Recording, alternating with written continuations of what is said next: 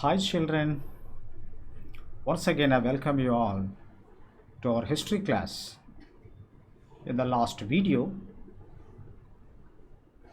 I have explained to you about the 1905 revolution, and also I told you about the Bloody Sunday.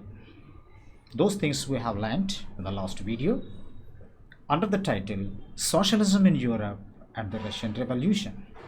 And today I would like to explain to you about the February Revolution in Petrograd.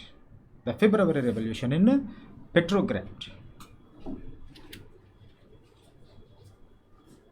In the winter of 1917, conditions in the capital Petrograd were grim. See, my dear children, before 1917, the conditions, especially in Russia, were so grim.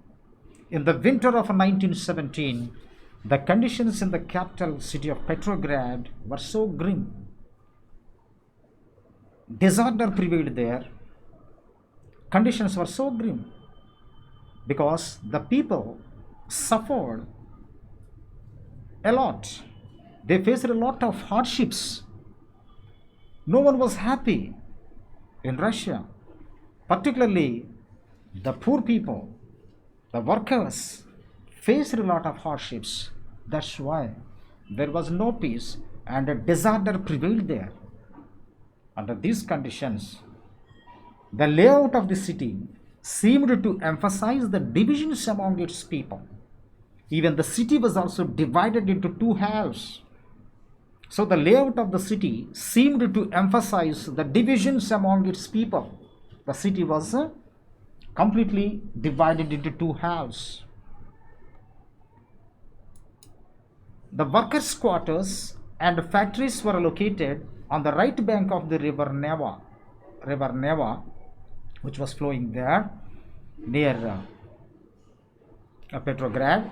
So therefore, here the workers' quarters and factories were located on the right bank of the river Neva. On the other left bank were the fashionable areas, posh area it was, and that area was inhabited by the great nobles, big officials, including the king's palace. So all these were located on the left bank of the river Neva. So in February 1917, there was an acute shortage of food in Russia. There was an acute shortage of food in Russia, particularly in February in the year 1917. Acute shortage. There was an acute shortage for food grains. People began to starve. There was no adequate food items for the people. There was no bread for the people to eat. And the prices of the bread shot up. Such was the condition. So in that condition, the people began to starve. So there was an acute shortage of food in Russia. So which made a life of workers very difficult. And this condition made a life of the workers particularly very difficult. So these were the conditions prevailed in February 1917, my dear children. So the people were not happy at all. People began to starve. No food for them. The prices of the bread shot up. That was the condition. And the whole city was divided into two halves. One area that was inhabited by the poor and the workers. On the other hand, the rich post area that was inhabited by the nobles and the rich class, including the king. So this was the condition. These are the conditions prevailed in February 1917 in Russia. And on 22nd February, a lockout took place at factory on the right bank, my dear children. On the 22nd February, a lockout took place at a factory on the right bank. The next day, 50 factories called a strike in sympathy. Why?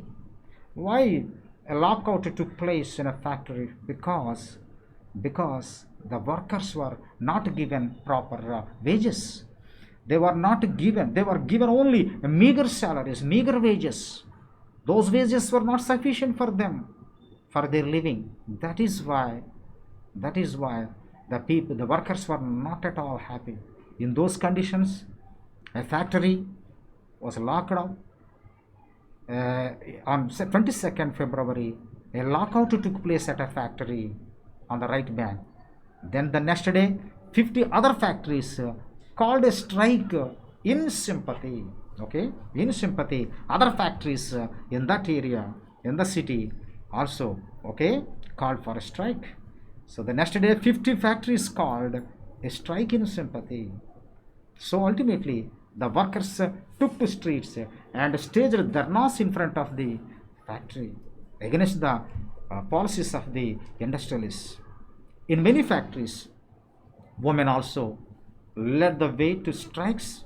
On 23rd February 1917, this day came to be called International Women's Day. In those days, even women were also working along with men. Even in the factories, everywhere, women are also. They were working hard along with men. But unfortunately, they were given meager salaries. There was a huge discrimination towards them. They were not recognized. They were not given proper wages. And they did not have any rights at all. They did not have a voting right.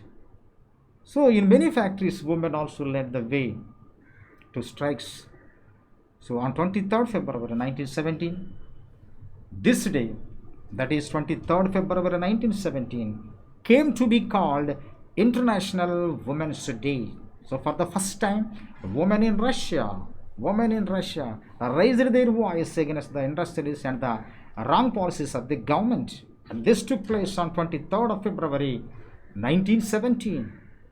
That is why 23rd of February, which came to be called International Women's Day, my dear children.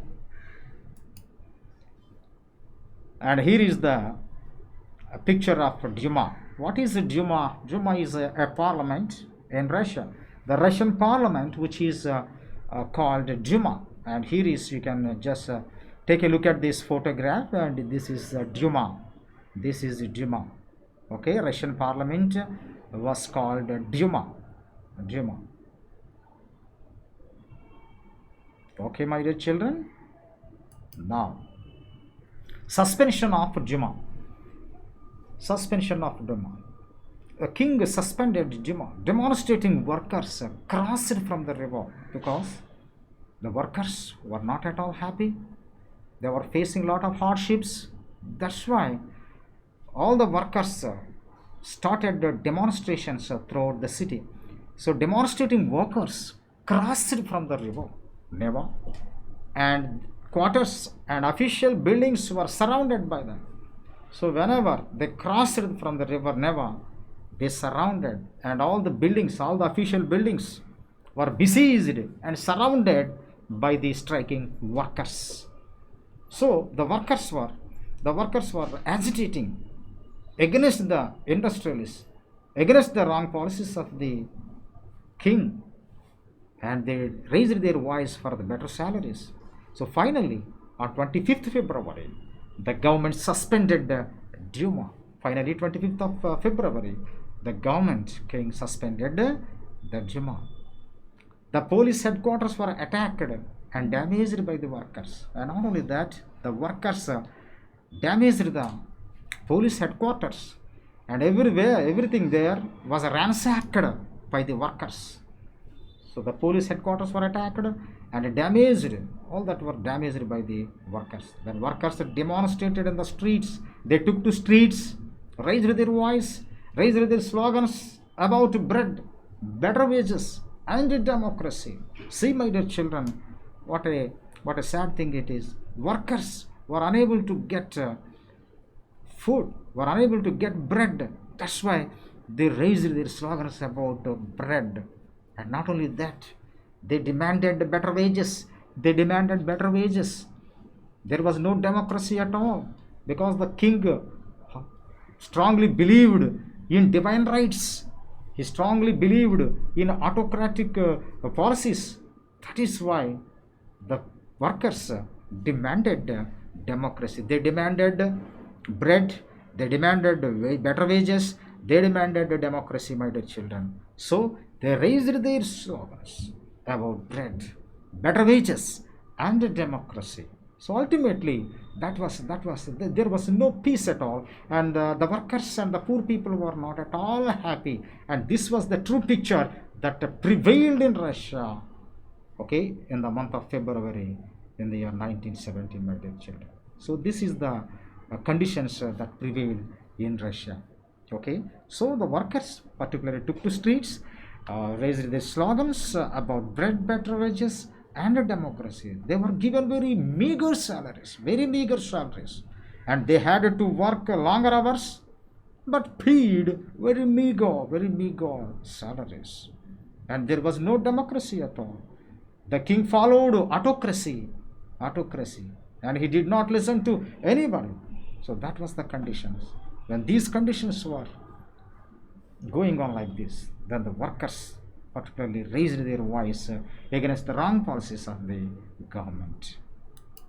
And later, the government called cavalry whenever the striking workers, okay, while they were raising their voice, raising the slogans, then now the government wanted to suppress the movement. That's why the king called cavalry, the government called cavalry. But even that cavalry refused to fire on demonstrators. The king gave orders to the cavalry to fire upon the workers who were agitating. The king gave strict orders to fire on the agitating workers. But when the cavalry came there, even the cavalry also refused, the armed persons refused to fire on demonstrators. That means here even the armed persons, even the soldiers were also not at all happy with the policies of the king. And this shows that even the armed persons also not at all happy with the king's wrong policies, my dear children. So, and here in the picture you can see the cavalry, see the horses, a regiment of horses with soldiers, you see. So, my dear children, whenever cavalry called to suppress the agitators, even the cavalry, the soldiers, refused to fire on demonstrators. And not only that, you see, the cavalry soldiers joined the workers. The cavalry soldiers joined the workers. They came from king to suppress that movement. But here what happened? The cavalry soldiers joined the workers and jointly formed a Soviet. Okay, they joined the workers. They gave their support. They lent their support to the workers, agitating workers, and then they joined them. And later they formed a Soviet. Soviet means council. They formed a council. They joined the workers and formed a council that is called Soviet. And they formed a Soviet or council in the same building where the Juma met. And this was the Petrograd Soviet. And this formation was called, and this was called the Petrograd Soviet. This was called the Petrograd Soviet, my dear children. Have you understood, my dear children? So, okay. So cavalry soldiers were called to suppress the movement. But here, even the cavalry soldiers also joined the workers and gave their support to the agitating workers. Because even the soldiers were also not happy with the wrong policies of the government, my dear children. And here is the photograph, you see cavalry. Okay. Next one. Finally, the Tsar abdicated the throne on 2nd March, my dear. Finally, the Tsar abdicated the throne on 2nd March because from every side there was a protest. So the protesters raised their voice from all corners, from all sides. That's why finally Tsar could not bear it. So he abdicated the throne on 2nd March. Then the Soviet leaders and Juma leaders formed a provisional government to run the country. Whenever the king abdicated the throne, whenever he gave up his throne, when he vacated his throne, then Soviet leaders, the Juma leaders, some of the senior leaders in Juma, in parliament, formed a government that is called a provisional government. The government that was formed by the Soviet leaders and the Juma leaders was called provincial government. Provisional government, sorry. That is called provisional government. So this provisional government was formed to run the country when the Tsar abdicated the throne. And then Petrograd Soviet had led the February Revolution that brought down the monarchy in 1917. Ultimately, the Petrograd Soviet, including the soldiers and all the Soviet leaders and the Juma leaders, all these leaders, all these people, workers, collectively, they started a revolution. And this revolution that took place in the year 1917, and this revolution took place in the month of February. That is why it is called February Revolution, my dear children. And as a result of this February Revolution, monarchy was abolished in Russia, my dear children. As a result of this February Revolution, monarchy was abolished, and this revolution was called February Revolution. Okay, my dear children. Okay, and in the next video, I shall tell you what happened after February Revolution. We shall discuss, about those things in the next video. Okay, till then, keep reading your textbook. Bye, my dear children. Thank you for listening and watching.